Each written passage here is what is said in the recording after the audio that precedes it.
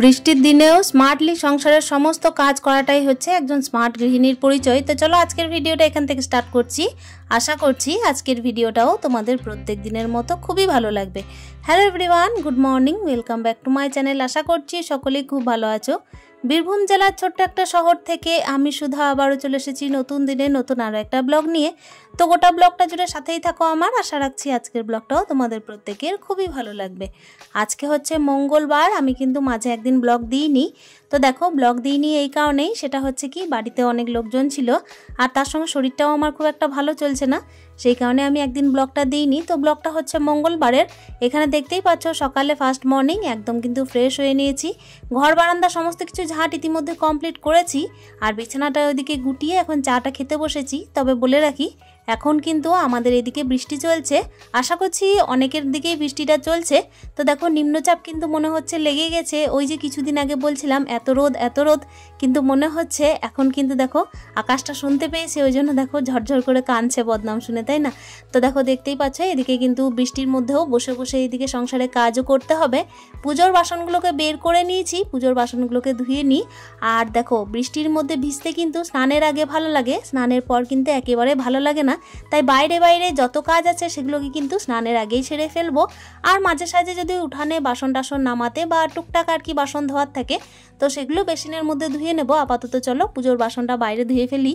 আর তোমরা তো দেখেইছো যে আমার মাসি এসেছেন 2 দিন যাবত। তো মাসি কিন্তু আছেন আর ওইদিকে মাসি কিন্তু নিজে স্নানে গেছেন, আমি এখানে ততক্ষণে দেখো চটপট করে সংসারের কাজগুলোকে সেরে ফেলি। আর এখন আমার একটা সুবিধা হচ্ছে কি, মাসি কিন্তু সবজিগুলো কেটে দিচ্ছেন। এই ক্ষেত্রে একটুখানি বলতে পারো কাজটা এগিয়ে রাখা হচ্ছে। আজকে তো নিরামিষের বার, আজকে মঙ্গলবার। আর মঙ্গলবার দিন দেখবে আমার কিন্তু নিরামিষ থাকলে কি হয় যে রান্না বান্নার চিন্তা একটু বেশিই থাকে যে কি রান্না করব কি না। তবে চলো, এখন তো পুজো আর এই যে পুজোর বাসনগুলোকে ধোয়ার একটু তাড়া থাকবেই। তো পুজোর বাসনগুলোকে ধুয়ে নিই। আর উঠোনের মধ্যে যেহেতু অনেকগুলো গাছ আছে, টব আছে, তাই যখনই বৃষ্টি পড়ে না তখন কিন্তু টবের যে মাটিগুলো আছে সেগুলো কিন্তু গোটা উঠোন চলে আসে। তো ভাবছি উঠোনটাকেও কিন্তু ধুয়ে দেবো। তার আগে পুজোর বাসনটাকে ধুয়ে এই যে সমস্ত সাবান জলগুলোকে আছে তো সেগুলোকে আপাতত এখানের মধ্যেই ফেলি গাছের গোড়ায়।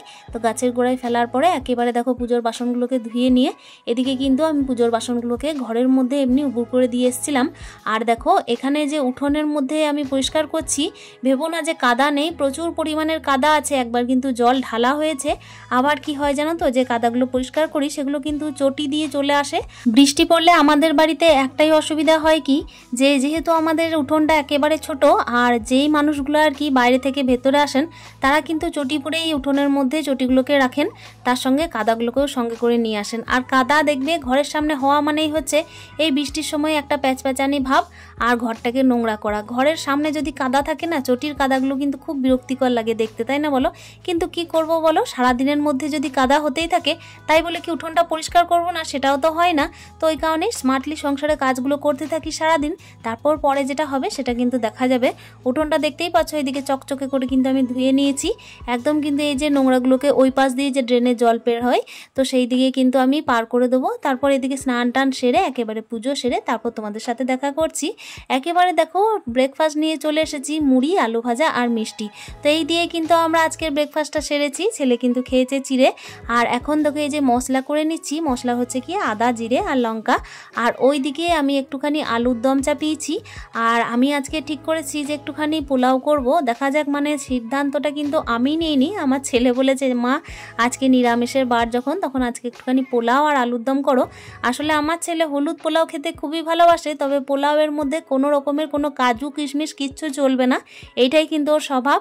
তাই কাজু কিশমিশ কিন্তু আমি পোলাওয়ে দেবো না, শুধুমাত্র প্লেন পোলাও করব আর নিরামিষ করব। ছেলে বলেছে একটুখানি যদি করা যায় তাহলে পনির করো। আসলে আগের দিনের পনিরটা অর্ধেকটা থেকে গেছে, আমার তো খুব একটা শরীর ভালো ছিল না, তাই ওর জন্যই করে দিয়েছিলাম। তো সেই পনির তরকারিটা করে দেবো একটুখানি, আর একটু আলুর দম এই যে করলাম। মাঝে রান্না করতে করতে একটু টেস্ট করে দেখলাম যে লবণটা ঠিক আছে কি না, তো দেখলাম একটু কম লাগছে। আবারও কিন্তু দেখো দ্বিতীয়বার দিয়ে দিলাম, একটুখানি চিনি না দিলেই নয়, তাই চিনিও দিলাম, আবার আলুর দম মশলাও দিলাম। এই সমস্ত দিয়ে কিন্তু আলুর দমটাই দিকে কমপ্লিট করলাম। আর ওইদিকে বললাম না একটুখানি পনির তরকারি করব।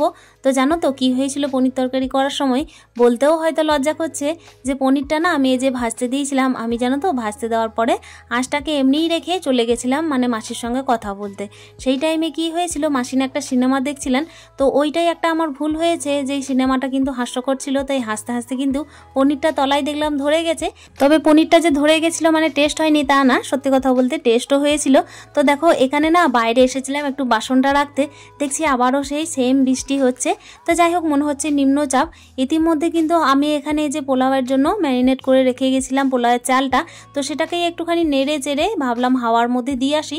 তো ওটা একটুক্ষণ হাওয়ার মধ্যে রেখে এই যে দেখো এখানে একটা মানে প্যান বসিয়ে দিয়েছি, ওটার মধ্যেই কিন্তু আমি এই যে গাওয়া ঘি দিয়ে শুধুমাত্র পোলাওটা করব। এই ঘিটা কিন্তু আমার হাজবেন্ড এনেছিলেন, মানে 2 লিটার বলতে পারো এনেছিলেন। তো ওই যে ওই ঘিয়ের মধ্যে একটা বোতল রেখে দিয়েছি আমি ঠাকুর ঘরে, আর একটা আমি নিচে রেখেছি।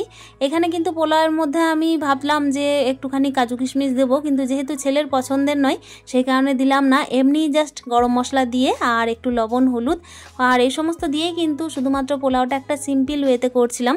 আর ওইদিকে যে একটা কড়াই বসানো আছে ওটাতে কিন্তু পনিরের তরকারিটা বসানো আছে, ওটার মধ্যে শুধুমাত্র আলুটা কষিয়ে জাস্ট জল দিয়ে রাখা আছে, এখনও পনিরটা মেশাইনি। আর এইদিকে যেহেতু আমার ম্যারিনেশনটা অনেকক্ষণ রাখা ছিল, তো এই কারণে দেখলাম যে এখন আপাতত চাপিয়ে দিই, যেহেতু টাইমটা তো দেখো হয়ে আসবে। আর স্মার্টভাবে কাজ করতে গেলে সব দিকেই নজর দিতে হয়, শুধুমাত্র যে রান্না বান্নাটাই করবো তা নয়। এইদিকে তো বৃষ্টিও হচ্ছে, তাই বৃষ্টির কারণে কিন্তু জামা কাপড়গুলোর অবস্থাও খারাপ বলতে পারো। প্রত্যেক দিনের তো জামা কাপড় প্রত্যেক দিন কাচতেই হবে, কিছু কম কিছু বেশি, তবে কিন্তু দেখো না কাচলেও নয়। তো এইদিকে কিন্তু সেগুলোকেও লক্ষ্য রাখতে হচ্ছিল। আর দেখো কথা বলতে বলতে ওই যে বলছিলাম না যে পনিরটা আর কি ধরে গেছে তলার দিকে, তো সেটাই একটু আর কি মিশিয়ে দিলাম। তার সাথেও দেখলাম বেশ ভালোই লাগছিল খেতে, কোনো খারাপ লাগেনি। আর এখন দেখো এই যে গরম জলটা করে রেখেছিলাম পোলাওয়ে দেওয়ার জন্য, তো সেটাও মিশিয়ে দিলাম। কথা বলতে বলতে দেখো রান্নাটাও কমপ্লিট করে ফেলছি। জানো তো বন্ধুরা, এই যে শর্টকাটে রান্নাটা করা হয় না, খুব চটজলদি হয়েও যায়। আর দেখবে যখন ভাতের আইটেম থাকে তখনই বিশেষ করে দেরিটা হয়, যেদিন নিরামিষ আইটেম থাকে সেই দিন যদি বাড়িতে গেস্ট আসেন তাহলে তো আরও একটু চাপ বলতে পারো, কেন কি 5 তরকারি ভাজা ভুজি এসব করতেই হয়। আর পোলাওটা করলাম, তাই দেখো নিরামিষের মধ্যে কিন্তু একদম সিম্পল মেনু করেছি, অথচ ঠিকঠাক হয়েও গেছে। তো পোলাওটা খেতেও খুব ভালো হয়েছিল, মাসিকে ওইদিকে দিয়ে দিয়েছিলাম, ছেলেকেও দিয়ে দিয়েছিলাম। তারপর দেখো এদিকে গ্যাসটা মুছতে চলে এসেছি। আজকে যেহেতু নিরামিষ আইটেম ছিল তাই কিন্তু কোনো রকমের লিকুইড জেল কিচ্ছু দিইনি, জাস্ট এমনি জল কাপড় করে মুছে দিয়েছি। এমন কিছু আজকে রান্নাঘরটাও জানো তো নোংরা হয়নি, মানে ওই যে আলুগুলো শুধুমাত্র কাটা হয়েছিল, আর তো কোনো সবজি কাটা হয়নি। তার সঙ্গে কি বলো তো, শুধুমাত্র মশলাটা করে ওই একই রকম প্রসেসে 2 রকমই রান্না হলো, মানে ওই আলুর দমটা আর পনিরের তরকারিটা 2 রকম তো একই মশলা দিয়েই হলো, তাই কোনো চাপও হয়নি। একদম কিন্তু রান্নাঘরটা সুন্দর ঝকঝকে তকতকে আছে। তবে কি বলো তো, রান্না করার পর তো মা লক্ষ্মীর হেসেল বলে কথা, সেহেতু তো পরিষ্কার পরিচ্ছন্ন করতেই হবে একটুখানি। এদিকে দেখতেই পেলে টাইলসগুলো কিন্তু সমস্ত কিছু মুছে নিয়েছি। এদিকে রান্নাঘরের আরও একটা দিকে স্ল্যাবটাও মুছে আমি কিন্তু চলে যাব যে জামা কাপড়গুলো নিয়ে এসেছিলাম সেগুলোকে সুন্দর করে বারান্দায় মিলে রাখার জন্য। তবে কি জানো তো, বারান্দার মধ্যেও কিন্তু জল আসছে, সিঁড়ির মধ্যেও কিন্তু প্রচুর জামা কাপড় মেলা আছে। এক সিঁড়ি বলতে পারো জামা কাপড় কিন্তু আমি মিলে রেখেছি।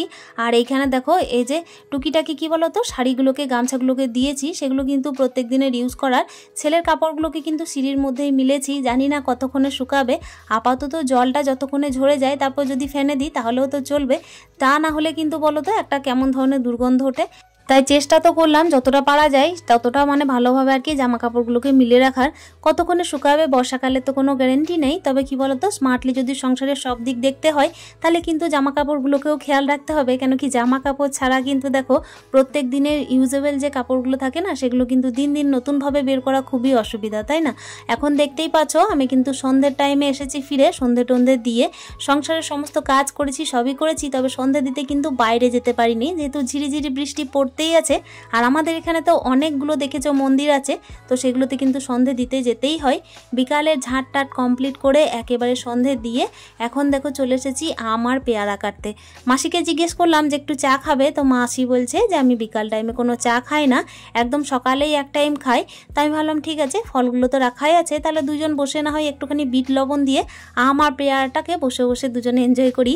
আসলে কি বলো তো, একলা সংসারে থাকি তো যখনই যে কাজ করি একটু স্মার্টভাবেই করি, তবে আরও যদি একটা বাড়তি লোক থাকে না তাহলে গল্প করতে করতে সেই কাজগুলো দেখবে আরও সুন্দরভাবে হয়ে যায়। সংসারের কাজগুলোকে বৃষ্টির দিন হোক কিংবা হচ্ছে একটা সিম্পল দিন, যে কোনো সাধারণ দিন হোক কিংবা হচ্ছে ব্যস্ততম দিন, সেই সমস্ত দিনেই কিন্তু একজন গৃহিণীকে স্মার্টভাবে সংসারে কাজ করতে হয়। আর স্মার্টভাবে কাজ করতে গেলে কিন্তু স্মার্ট গৃহিণীও বলতে হয়, তাই না? দেখতেই পাচ্ছ এইদিকে আমি আর মাসি দুজনে মিলে বেশ আয়েস করে কিন্তু আম আর পেয়ারা খাচ্ছি, আর ওইদিকে মাসি কিন্তু একটা সিনেমা দেখছেন। আর এইভাবেই কিন্তু আমাদের আজকের দুটো দিনটা পেরিয়ে গেল। প্রত্যেক দিন তো মাসিকে পাবো না, এইভাবেই কিন্তু দিনটা পার করলাম। আর আজকের বৃষ্টির দিনে এইভাবেই সংসারের কাজগুলোকে স্মার্টলি করে নিলাম স্মার্ট গৃহিণী রূপে। তো চলো, আশা করছি আজকের ভিডিওটা তোমাদের প্রত্যেকের খুব ভালো লেগেছে।